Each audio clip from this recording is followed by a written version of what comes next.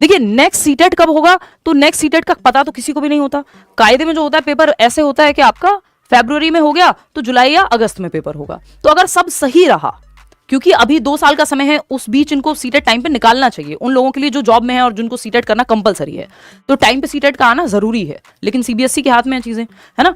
तो वो कैसे रहती हैं, अगर सब ठीक रहता है तो हम ये मानेंगे कि जुलाई में या अगस्त में पेपर होना चाहिए, ठीक, with the same syllabus and everything. बहुत बड़ा कोई परिवर्तन अगर नहीं आता है, टाइम से पेपर लेते हैं तो, ठीक।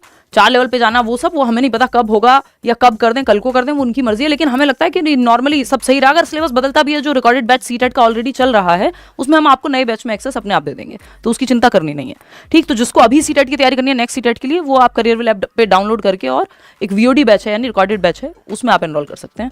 अगर हम देखें यहाँ पे, तो ये जुलाई में अगर पेपर होता है तो अप्रैल मिड या लास्ट तक आपको नोटिफिकेशन देखने को मिलना चाहिए। अगर अगस्त में पेपर होता है तो मई तक आपको नोटिफिकेशन मिलना चाहिए, मई एंड या मई मिड। कई बार क्या होता है 2 से 2.5 महीना, 2 से 2.25 महीना दे करके आपको नोटिफिकेशन और पेपर ले लेते हैं। तो जरूरी नहीं है कि आपको 3 से 4 महीने का ही समय मिलेगा। इस बार भी आप देख रहे हैं इतनी जल्दी पेपर हुआ है नोटिफिकेशन के बाद, तो इवन सिलेबस भी बाद में इन्होंने अपलोड किया, इन्फॉर्मेशन बुलेटिन।